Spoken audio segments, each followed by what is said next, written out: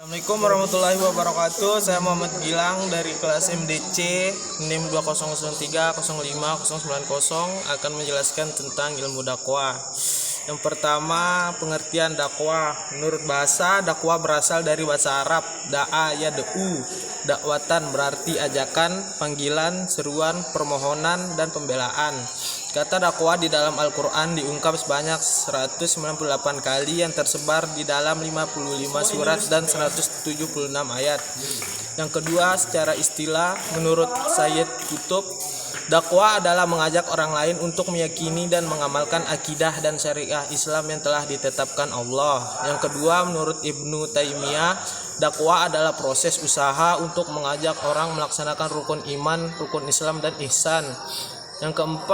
Yang ketiga dari Al-Bahi Al-Hauli, dakwah adalah usaha mengubah situasi kepada yang lebih baik dan sempurna, baik terhadap individu maupun masyarakat.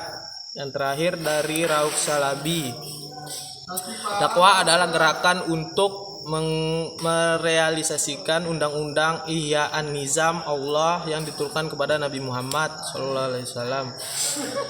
Yang ketiga ada term dakwah dalam konteks modern. Yang pertama, dakwah bukan sebagai aktivitas oral communication, tetapi lebih sebagai sebuah sistem untuk merealisasikan ajaran Islam. Yang kedua, dakwah digunakan sebagai sebuah gerakan untuk menegakkan sistem politik alternatif. Yang ketiga, dakwah sistem untuk memperdalam keimanan umat Islam. Yang keempat, dakwah sebagai organisasi. Yang kelima, dakwah sebagai usaha yang berkonsentrasi pada kesejahteraan sosial. B. Hukum dakwah. 1. Dasar hukum dakwah ada dalam Al-Quran surat Ali Imran ayat 104 sampai dengan 110. Yang kedua ada dalam Al-Hadis, yaitu hadis riwayat Muslim.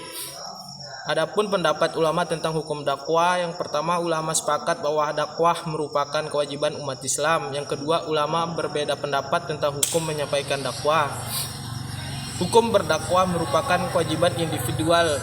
Argumentasinya kata Min dalam Quran surat Ali Imran ayat 104 berarti lil bayan atau penjelas, dan ayat 110 pada kalimat kuntum atau perintah kepada individu.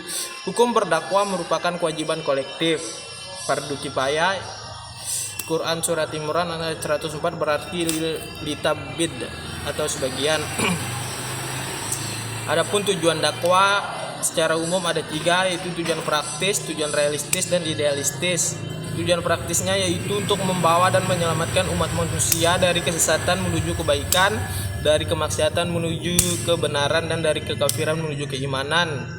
Yang kedua ada tujuan realistis, mewujudkan masyarakat Islam yang menjunjung tinggi kehidupan beragama dengan menjelaskan syariat Islam secara benar dan menyeluruh berdasarkan keimanan.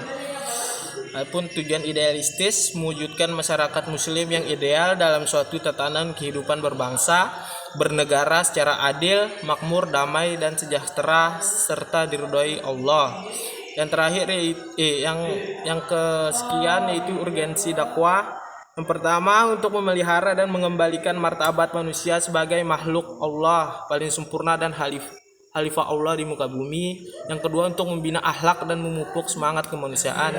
Adapun materi terakhir yaitu hakikat dakwah. Yang pertama, dakwah sebagai kerja Allah. Yang kedua, dakwah sebagai ajakan. Yang ketiga, dakwah sebagai proses komunikasi. Yang keempat, dakwah sebagai penyebaran rahmat. Yang kelima, dakwah sebagai pembebasan. Yang keenam, dakwah sebagai penyelamatan. Dan yang terakhir, dakwah sebagai membangun peradaban transformasi sosial. Ya, sekian dari saya. Assalamualaikum.